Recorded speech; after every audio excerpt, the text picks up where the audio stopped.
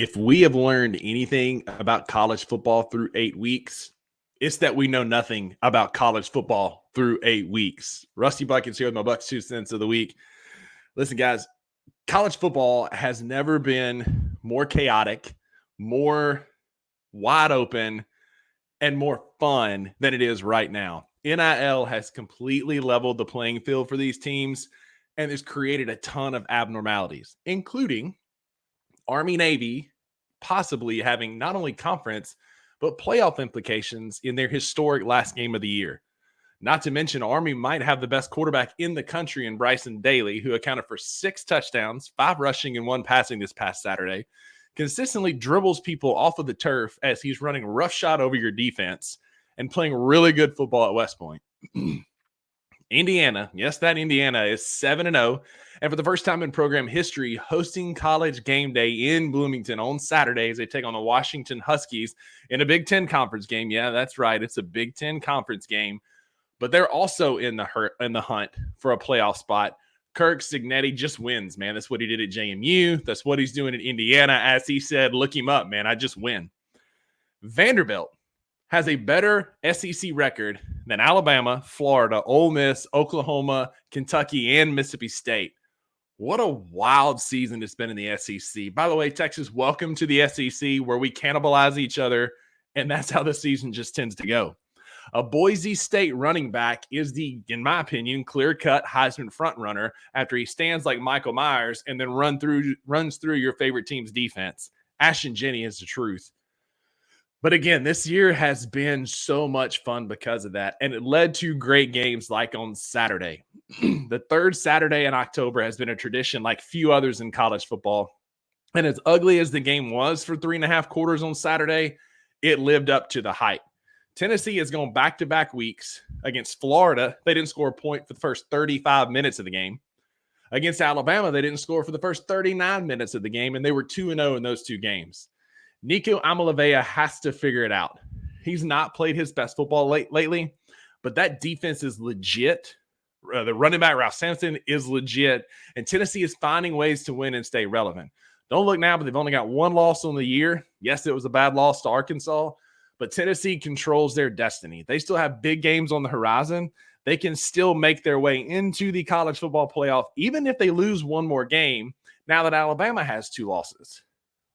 Amalavea, again, has some growing up to do, but what's been more shocking to see has been Jalen Milroe's regression as a quarterback. Over the last 3 weeks especially, he played really great in the first half against Georgia, and I don't know what happened at halftime of that game, but in the second half of Georgia, the Vanderbilt game, the South Carolina game, and now the Tennessee game, he has been a shell of himself.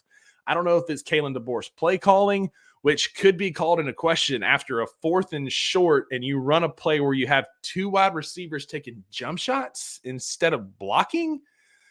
Nick Saban would never, and shockingly, Alabama didn't get the first down. Again, he's trying to put his own spin and flavor on it. He's not Nick Saban. But when you need 2 more blockers to get a first down, don't have them taking jump shots. Put tight ends in and run the ball down their throat and get the first down. Unless you're a Tennessee fan, of course. Listen, it was an ugly win for Tennessee, but it was much needed for Heupel to kind of cool some of the steam that's been around his program and could be a season-saving win. Mike Tyson has a very famous quote of saying, everybody has a plan until you get punched in the mouth. And for the first time all year, Texas got punched in the mouth against Georgia. Look, it's not their fault that when they scheduled the game against Michigan, they didn't know Michigan was going to be absolute trash this year. Oklahoma's a rivalry game, but that offense is anemic, including their star quarterback, Jackson Arnold, talking about redshirting and quitting on his football team. It's not looking good for the boys in Norman, and they didn't put up much of a fight against Texas. So we'd gone 8 weeks before Texas was truly tested by a team that happened to be the Georgia Bulldogs, who happened to be pissed off after they lost to Alabama, put up a poor performance against my Mississippi State Bulldogs, and they came into that game with something to prove and jumped out to a 20-0 lead and was well on their way to proving it. Kirby Smart now has 15 straight October wins.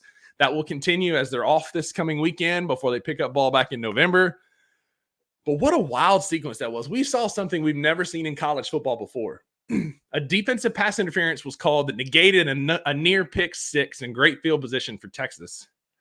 only for the Texas fans to throw water bottles and beer cans and debris into the end zone, causing Sark to come out and address them.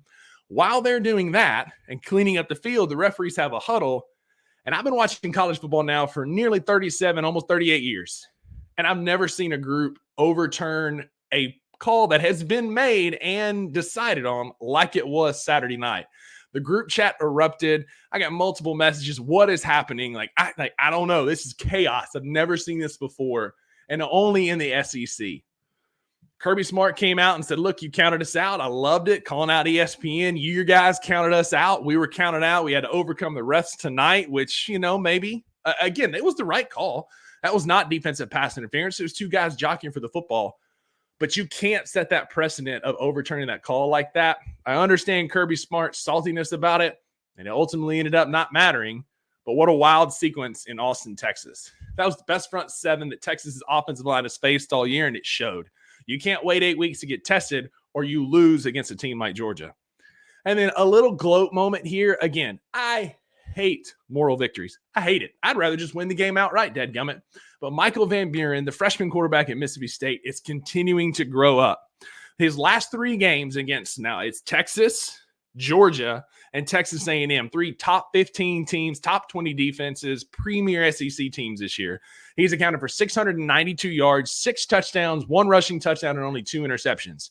Compare that to another in-state SEC quarterback who has faced Kentucky, South Carolina, and LSU, and he's only accounted for 840 yards, 2 touchdowns, and an INT, and at one point was a Heisman candidate.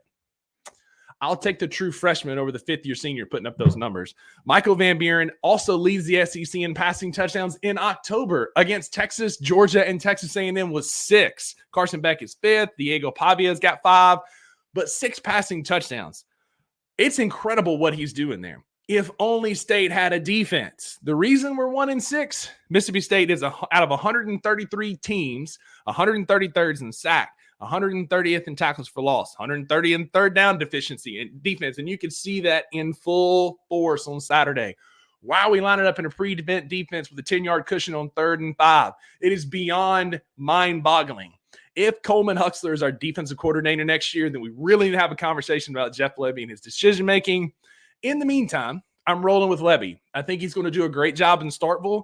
He just needs talent on defense, and he needs a new DC. We lost by 10 to A&M, but again, each week we're growing. We're making strides. We're going to be a hell of a football team by the time it's all said and done. Whatever you do, donate to the Bulldog Initiative to keep Michael Van Buren in Starkville because that boy has a real future. After 8 weeks, I think the top 4 teams, to me, they're going to win their conference. Is Oregon's going to win the Big Ten. Look, Penn State's going to lose a couple more games. Ohio State's already lost to Oregon. They control their destiny, and their schedule's pretty favorable from here on out. They're vulnerable, but I think they'll run the table. Georgia is going to win the SEC. They showed resiliency. Alabama's gotten popped. They beat Texas. I really think it's going to be a rematch of those 2 teams at the end of the year for the SEC championship. I still think Georgia's the better football team. They're more talented. They're resilient. They're tough. But it's hard to beat a team twice. Still rolling with the Dogs. I think Clemson is going to sneak up and win the ACC. Dabo is dorky, but Clemson is rolling. They're quietly winning games. Miami has been very, very close to defeating multiple times. Their last 3 games got bailed out on a controversial call that negated a Hail Mary, a pick 6, and then an ugly ending this week against Louisville. Miami's going to get beaten. I think Clemson wins the ACC, and I'm riding with BYU until the wheels fall off. That team is tough. They play smash mouth 4 quarters of FU football, and I like watching them play. They survived this weekend against Oklahoma State in a gritty game on Friday night, but I like the Cougs and what they're doing out there in Provo. I think they're going to win the Big 12 this year. Don't be surprised if that happens at the end of the year. Hit me up in the comments. Let me know who your top 4 is. Let me know where I got it wrong. And I'm looking forward to this next weekend of chaotic college football.